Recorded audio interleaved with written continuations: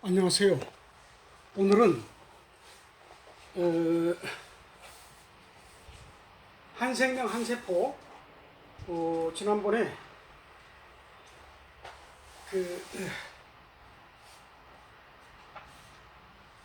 첫 번째 글을 하지 않고 바로 두 번째 글로 넘어갔죠. 아마 두 번째 글 21세기 명상과 숨을 했는데, 첫 번째 글 명상의 실체와 비밀 오늘 하겠습니다. 제 대머리 감추기 위해서 네. 명상이 무엇일까? 자, 명상의 실체와 비밀입니다. 무엇을 명상이라고 할 것인가? 명상을 영어로 하면 메디테이션인데, 이 말은 원래 명상이라는 뜻이 아니고 집중이라는 뜻이다.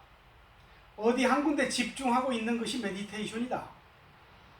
명상은 불교의 선에서 왔으며, 사실 명상과 메디테이션은 완전히 다른 단어다. 영어로 선을 번역하는데 적당한 단어가 없어서 메디테이션을 쓰기 시작한 것이 오늘날의 명상을 대표하는 단어가 되었다. 명상의 정의는 정신의 평안과 행복을 위해서 하는 정신적 행위, 정신적 행동이라고 정의 내릴 수 있다. 명상이라고 하는 것은 선하는 사람처럼 바른 자세를 취하고 있어야만 되는 것으로 잘못 알고 있는데, 우리 참선하는 사람처럼 그것이 아니라 우리가 어떤 행위를 통해서 정신적인 평안을 오게 하는 모든 것, 이 모든 행위를 명상이라고 할 수 있다. 인류가 지금까지 탐구하고 탐색해온 모든 정신적인 행위는 크게 종교와 수도로 나눌 수 있는데, 수양, 그 중에 종교의 어떤 신앙적 행위와 기도, 제례 등과 불교의 순수명상, 선, 그리고 선도, 중국의 그 신선도 말이죠. 선도처럼 육체를 닦아서 육체를 정화시키는 수련, 이 세 가지가 조정이 되어 왔다. 20세기 이전의 명상의 방법은 탐색의 명상이었다. 참다운 명상이 나오기 위해 우리는 20세기 동안 탐색의 기간을 거친 것이다. 정말 긴 세월이었죠. 꼭 20세기라기보다도 한 30세기라고 해도 좋고요.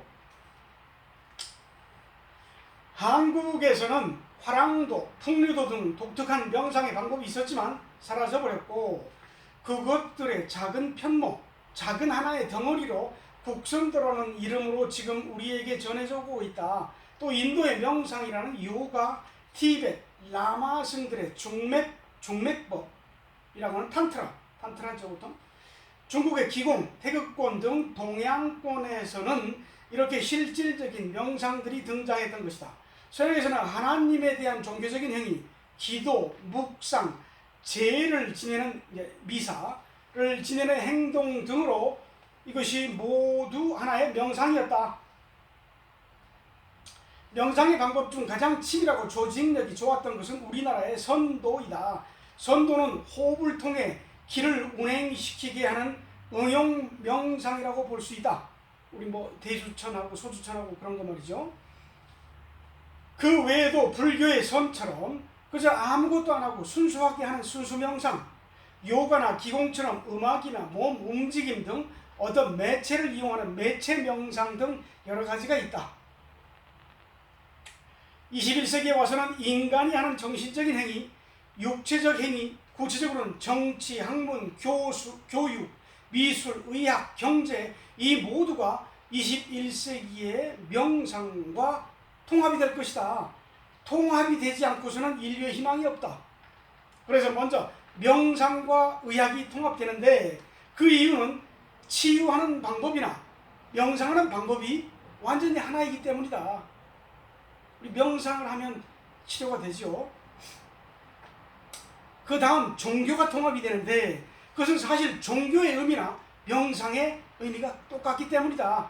명상 그 자체가 가장 아름다운 기도고 아름다운 믿음이죠. 21세기까지 명상은 집중형, 몰두형 명상이었다. 반면에 21세기 명상은 몰두하지 않는다. 휴식형 명상이기 때문에 그저 쉬기만 하면 된다. 이 휴식형 명상의 방법이 과학적으로 해명되어야만 많은 사람들에게 유익할 수가 있다. 마음이라고 하는 것, 어리라고 하는 것, 이 마음은 어디 있는 것이고 어떻게 발생하는가? 마음은 이 육체와는 다른 별도로 있는 또 하나의 사람이다. 마음은 육체 속에 살고 있는데 완전히 별개로 살고 있다. 우리 육체가 있으면 마음체가 있단 말이죠. 마음은 육체에서 발생한 어떠한 심리적 현상이 아니라 별도의 에너지로 이루어진 별도의 또 하나의 몸, 그렇죠? 마음체라는 것을 알아야 한다. 마음은 육체의 머리, 뇌에서 발생하는데 이 머리라는 발전기가 있어야만 마음이 발생하는 것이다. 수력 발전이든 화력 발전이든 원자력 발전이든 발전이 되면 전기가 나오는데 이 전기가 바로 마음이고 발전기는 육체를 포함한 뇌이다. 이 발전기가 성능이 떨어져 고장이 나면 전기가 약해지고 안 들어오는 것처럼 사람도 죽는 것이다. 뇌는 이게 뭐 마음을 생성하는 거라기보다도 마음의 발전기입니다. 발전기. 뇌에 대해서 사람들이 굉장히 오해하고 있어요. 지금 사람이 죽으면 마음 에너지가 감소해서 마음은 마음대로 떠나가는데 살아있는 육체의 마음이 그 에너지가 가장 강력하다. 근데 죽으면 마음 에너지가 없어요. 죽으면 뭐 우리 그 유명한 고스트라고 있었잖아요. 마음 영혼 그 유명한 그 있죠. 뭐 데미 무어 나오는 그 영화 말이죠. 사랑과 영혼인가요? 사랑과 영혼. 자, 마음은 별도의 에너지다. 그리고 머리에서 발생해 머리에 있다. 마음을 좋고 훌륭하게 간직하려면 좋은 발전기를 가져야 된다. 우리 몸이 좋아야 건강해야 됩니다. 성능이 좋은 발전기를 가져야 전기를 많이 가져서 환한 빛을 만들어갈 것 아닌가. 좋은 발전기란 바로 이 뇌를 포함한 육체를 말한다. 마음의 고향은 뇌이다. 뇌가 약하거나 뇌가 병들면 일단은 저항력이 떨어진다. 그 다음에 면역력이 상실되고 그 다음 가장 핵심인 마음이 어두워진다. 그렇죠? 몸이 약하면 제 아무리 정신력이 강한 사람도 아주 우울해져요. 오늘날 전 세계에서 가장 많은 질환은 신경성 질환, 시민성 질환, 면역력, 저항력, 결핍 질환 등인데 이러한 기능적 질환을 명상 질환이라고 한다. CF 질환, 이른바 크로닉 퍼티그죠. 크로닉, 만성적인 피로 증후군이라고 하는 이 명상 질환은 이미 전 세계를 다 뒤덮고 있다. 우리가 마음의 안정과 평화를 찾을 수 없다면 그건 다 명상 질환 환자인 것이다. 가만히 있는데 우울하다, 초조하다, 불안하다, 아니면 기뻤다, 슬펐다, 답답해서 떠들어야 되고 돌아다녀야 되고 이런 증상이 다 명상질환이다. 우리 보통 서양 이야기에서 지금 뭐 양극성 장애 또는 뭐 조울증이라고 하는데 이것도 사실은 명상질환의 일종입니다. 명상질환은 종류에 따라 강력한 통증을 유발시키기도 합니다. 전 세계가 왜 이런 명상질환을 앓게 되었을까요? 20세기 전까지 전 세계인들은 뇌를 혹사하는 데 몰두해 왔습니다. 육체적, 물질적 생활을 하기 위해서는 뇌를 혹사당할 수밖에 없었죠. 이 시대에 한국에도 잘 사는 사람이 많은데 이런 사람들을 알고 보면 모두 명상질환을 앓고 있습니다. 성공하기 위해 오랫동안 뇌를 혹사시켜 왔기 때문에 학문가, 예술가, 종교인도 마찬가지죠. 전부 다 뇌를 혹사시킨 거예요. 명상도 20세기까지의 명상은 뇌를 혹사시키고 비인간적이며 육체지향적이었다. 많은 세월을 사람들은 자기의 욕심을 태우기 위해 뇌를 혹사시키는데 그 결과 꼭 오른쪽 뇌인 우뇌에 병이 드는 것이다. 그렇죠? 우리 머리 좋은 사람들 우뇌가 좋잖아요. 우뇌가 원하는 것은 단 한 가지, 자유를 달라는 것이죠. 우뇌는 속박과 긴장과 스트레스를 가장 싫어하는데 우뇌는 명상할 수 있는 기능, 창작, 창조, 예술 활동 또는 영감을 발달시킵니다. 인간의 행복과 정신적인 안녕, 자유, 깨달음, 그리고 평안과 건강, 이 모든 것이 우뇌에서 오는 것입니다. 영감과 영능력으로 초능력과 견성과 깨달음을 이루는 건 우뇌가 하는 것입니다. 뇌에서 해부학적으로 뇌량이라고 있죠.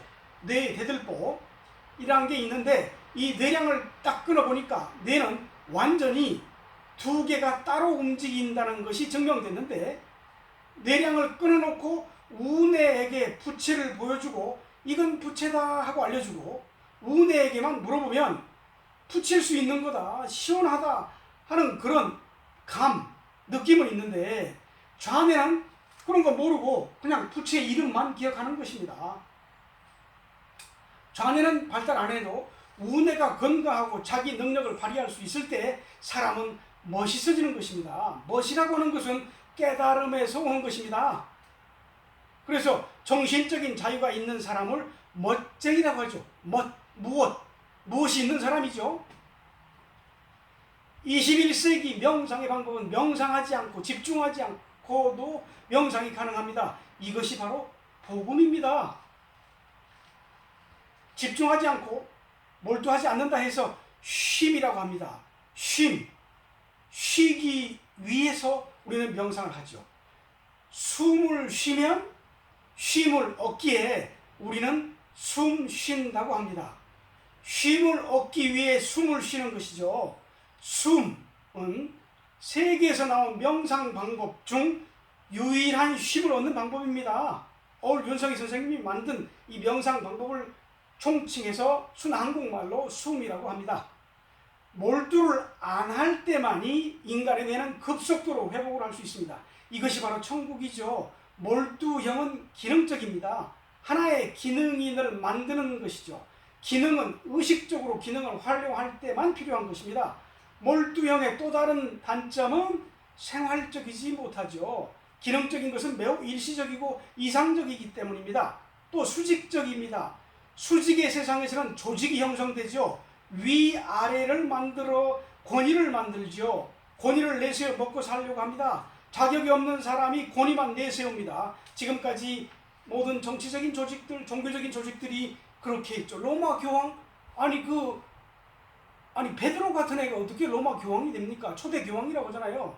지금 교황도 아무튼 더 이상 이야기 않겠습니다. 좌뇌 지향적인 것을 스스로의 자정작용이 없다 그렇게 합니다. 자정작용이 없습니다. 자율적이고 진취적이지 못해서 정화 능력이 없습니다. 좌뇌는 자기 구속적이에요. 그렇게 좌뇌 지향적인 것이 끝났다고 손드는 해가 바로 1999년 이른바 20세기까지였단 말이죠. 꼭 1999년이라기보다도 아무튼 어떻게 생각하면 코로나 이전이라고 볼 수 있습니다. 코로나 이전. 이제는 우뇌 쪽의 사업을 일으켜야 합니다. 21세기는 우뇌의 세계입니다. 우뇌를 잘 발달시키는 것이 21세기의 명상인 것이죠. 뇌라고 하는 것은 한 곳에 집중하면 반드시 다치게 되어 있습니다. 몰두하고 집중하면서 한 가지를 생각하고 한 가지에 초점을 맞추게 되면 반드시 뇌는 병들게 되어 있습니다. 그래서 건강과 행복과 깨달음에서 멀어져 갑니다. 뇌가 모든 면에서 우두머리가 되기에 조금도 부족함이 없이 건강해야만 진정한 뇌의 역할을 하는 것이죠. 숨은 평상적입니다. 늘 함께 할 수 있으며 현실적이기 때문에 굉장히 활발합니다. 또 휴식형 쉼의 명상, 이게 숨은 수평적입니다. 이제는 넓이의 시대죠. 수직의 시대는 같습니다. 넓은 것이 깊은 것입니다. 깊은 것은 절대 넓어질 수가 없습니다. 그렇죠? 한 우물만 파라고 했는데 한 우물만 파는 전문가 시대는 지났어요. 이 세상에서 가장 쉽고 가장 신속하게 뇌를 회복시키며 가장 활발하게 공부할 수 있는 것이 바로 숨의 본질입니다. 21세기의 명상이 숨은 조직이 없습니다. 스승이 권위를 갖지 않습니다. 맹종과 숭배가 없습니다. 단 한 가지, 존경과 사랑을 받을 것입니다. 그러나 우상이 되고 스타가 되는 그런 것이 없어지기 때문에 조직에 대한 결속력이 안 이루어져서 명상 조직이 불가능하게 됩니다. 그래서 숨마당, 이 사람들이 모여있는 장소를 숨마당이라고 하는데, 숨마당은 문을 열 수도 있지만 숨마당이라고 하는 것이 명상회사, 명상기업을 창업해서 경영하는 곳이지 명상 모임은 아닌 것이죠. 하나의 기업체이란 말이죠. 그러나 뭐든지 장단점이 있듯이 스승의 권위는 사라지는 반면 실력이 없는 사람은 자연 도태됩니다. 올바른 공부를 해야 하며 실력이 있어야죠. 그래서 21세기에는 스승이다, 먼저 깨달았다 하는 명분으로 구걸하지 않고 거지 행각을 하지 않습니다. 지금까지는 스승이라고 하면서 돈 받고 헌금 받고 그러잖아요. 그렇죠? 각가지 사이비 집단이 그래서 생기는 겁니다. 진정한 종교나 진정한 명상 그리고 진리는 돈 주고 사서 자기 것으로 만들어야 합니다. 안 사가지고 모시기만 하니까 종교가 타락하고 지구가 불행해지는 것입니다. 공짜 좋아하는 거죠. 그거 안 됩니다. 공짜 좋아하는 사람은 안 돼요. 진리는 팔아야 합니다. 구매 의욕을 높게 만들어서 사가지 않으면 안 되도록 수요가 일어나도록 사갈 수 있게 디스플레이를 해야죠. 진리의 구매, 이것이 건강하고 행복해지는 복의 근원이며 인간의 뿌리입니다. 물질의 세계는 끝났어요. 정신을 찾아서 세계가 지금 고뇌하는 시대가 왔습니다. 이제 20세기 동안 명상의 탐색이 끝났듯 20세기에 걸친 좌뇌에 대한 탐색도 끝이 났습니다. 이젠 자기가 성취하고자 하는 것을 금방 성취하게 해주는 21세기가 왔습니다. 가장 한국적인 것이 세계적인 것이 된다. 가장 한국적인 명상인 이 숨은 뿌리가 어디에 있습니까? 우리가 단군이라고 부르는 한배검의 명상 방법입니다. 21세기의 명상 방법은 우리나라의 건국 당시의 명상 방법이었습니다. 홍익인관, 제세이화, 그런 가르침이 전 세계에 어디가 있습니까? 이러한 20세기 동안의 탐색을 통해서야만 겨우 알아들을 수밖에 없는 이러한 완벽한 명상이 그 옛날 1만 년이 넘는 그 옛날에 이미 한배검 시대에 행해지고 있었다는 놀라운 사실을 우리는 상기해 봐야 됩니다. 이런 한국적인 것을 다시 부활시켜서 한국을 다시 거듭나게 하여서 한국 사람만이 전 세계인을 수용할 수 있고 가르칠 수 있음을 증명해야 합니다. 이건 민족주의가 아니고 지금 한국적인 것이 전 세계적으로 퍼진다. 그런 것을 말씀드린 것입니다. 네, 감사합니다. 여기까지 하겠습니다.